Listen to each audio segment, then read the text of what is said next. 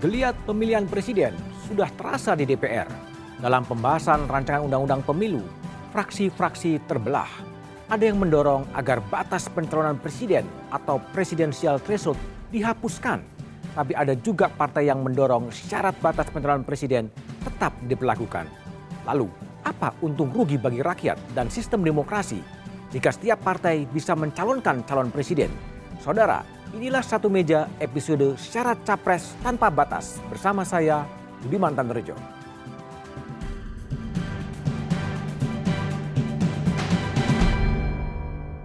Itu membuat suasananya lebih kurang kondusif dan mungkin biaya yang ditimbulkan juga akan lebih besar ya. Karena setiap calon itu kan berapa keamanan yang harus diberikan. Mengusulkan presiden threshold dibuat 0 supaya setiap partai politik punya kesempatan yang sama menyiapkan kader-kader terbaik. Kita sepakat membangun Indonesia sebagai bangsa yang demokratis, salah satunya adalah melalui pilar partai politik. Pemilihan calon presiden dan wakil presiden masih 2 tahun lagi. Namun perdebatan mengenai syarat calon presiden dan wakil presiden sudah ramai dibahas oleh Dewan Perwakilan Rakyat (DPR) dalam rancangan undang-undang pemilu.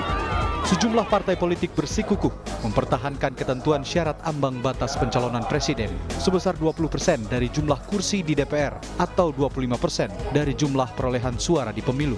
Hal ini sejalan dengan ketentuan Undang-Undang Dasar 1945 dan Undang-Undang Nomor 42 Tahun 2008 tentang Pemilu Presiden dan Wakil Presiden. Pasangan calon presiden dan wakil presiden diusulkan oleh partai politik atau gabungan partai politik peserta pemilihan umum sebelum pelaksanaan pemilihan umum. Partai yang bersikukuh mempertahankan ketentuan ini adalah PDI Perjuangan, Golkar, Nasdem, PKS, dan P3. Sementara jumlah partai lain yakni Gerindra, PKB, Hanura, Demokrat, dan PAN mendesak agar syarat ambang batas pencalonan presiden dan wakil presiden dihapuskan.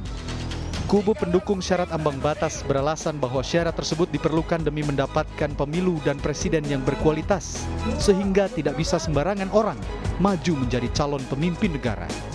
Sementara kubu yang kontra beralasan bahwa setiap anak bangsa dengan potensi terbaik berhak menjadi calon pemimpin negeri ini.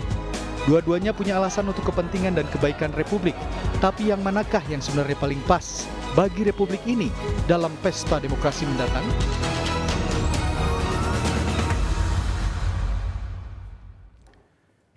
Pemilu masih 2 tahun lagi, tapi hawa panas atau hawa hangat di parlemen sudah terasa. Salah satunya adalah pembahasan rancangan undang-undang pemilu, khususnya soal perlukah ada persyaratan untuk pencalonan presiden atau presidensial threshold. Satu Meja malam ini saya akan membahasnya bersama dengan Grace Natali, Ketua Umum Partai Solidaritas Indonesia. Malam, Mas. Grace. Ada mantan Ketua Mahkamah Konstitusi, Prof. Mahfud MD. Malam, Prof. Mahfud. Malam, Mas Budi. Ada Mbak Reni Suwarso dari Pusat Kajian Pemilu dan Partai Politik Universitas Indonesia. Malam, Mbak Reni. Dan ada seorang arsitek ya, arsitek salah anggota Pansus Pemilu, Mas Arief Wibowo dari PDI Perjuangan. Malam. Selamat malam, Mas. Mas Arief, bisa nggak diupdate perkembangan pembahasan rancangan undang-undang pemilu, khususnya soal perdebatan dan posisi politik soal presidensial threshold? Di mana sebenarnya perdebatannya? Ya, sampai hari ini sebenarnya belum ada pembahasan ya. Oke, dari DIM sekarang. Ya, dari DIM separuh dari 10 fraksi tidak menyetujui adanya angka tertentu yang menjadi ambang batas atau presidensial threshold. Separuh fraksi dengan variasinya yang berbeda-beda menyetujui diberlakukannya ambang batas presidensial threshold ya. Sebagian besar sih setuju dengan gagasan pemerintah 20% dari kursi DPR atau 25% suara sah pemilu. Itu fraksi mana aja kalau dibaca dalam DIM? Ya, kalau dalam DIM yang setuju ada presidensial threshold ada PDI Perjuangan, Golongan Karya, kemudian P3, PKS, dan Nasdem. Oke, berarti sisanya tidak setuju? Sisanya tidak setuju. Alasan setuju mempertahankan bahwa perlu ada presidensial itu sebenarnya apa? Ya, saya kira begini, ke depan ini kita akan berdasarkan putusan Mahkamah Konstitusi akan menyelenggarakan pemilihan umum konkuren serentak. Ya. Artinya seluruh tahapannya akan dilakukan secara bersamaan yang ujungnya adalah hari pemungutan suaranya pada hari yang sama, tanggal yang sama, bulan yang sama. Nah, dengan demikian kalau tahapannya bersamaan pada tahapan pencalonan seorang anggota legislatif dan pencalonan presiden dan wakil presiden itu tentu akan dilaksanakan secara bersamaan. Nah, karena pelaksananya akan bersamaan, maka yang menjadi problem sampai hari ini adalah bahwa tengara pada masa lalu di mana koalisi yang dibangun untuk pencalonan presiden ya selalu bersifat pragmatis, transaksional, bagi-bagi kursi ya dan kemudian mahal serta pada prakteknya adalah menimbulkan kegaduhan, koalisi yang siksak dan akibatnya adalah pemerintahan presidensialisme itu tidak bisa bekerja efektif, itu yang dikritik.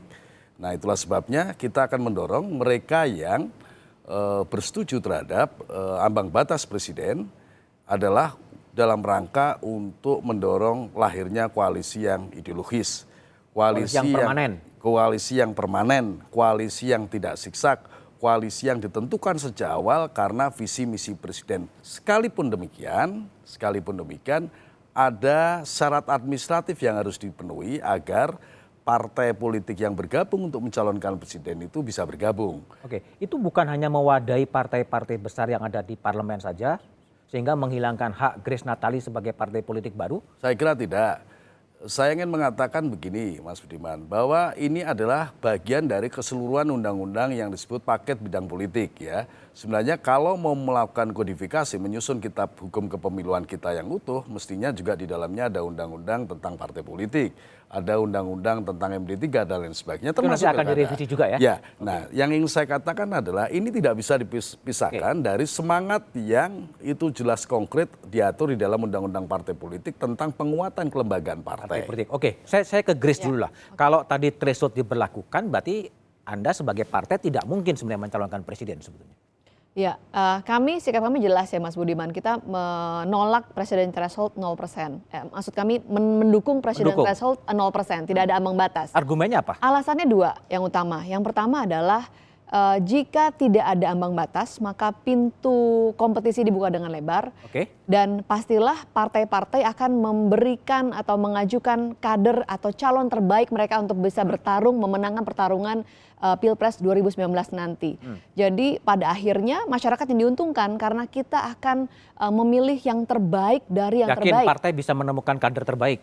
Harus yang terbaik karena pintu kompetisi dibuka lebar-lebar. Di pilkada banyak partai politik yang tidak mengajukan calon. Kalau mereka tidak memberikan calon yang terbaik akan kalah nanti dengan calon terbaik dari partai lain. Jadi logikanya pasti yang dikeluarkan stok-stoknya yang terbaik agar mereka bisa memenangkan pertarungan 2019. Itu satu. Jadi kompetisi akan semakin bermutu, calonnya akan semakin banyak dan lebih baik sehingga yang diuntungkan adalah masyarakat karena bisa memilih calon-calon yang terbaik.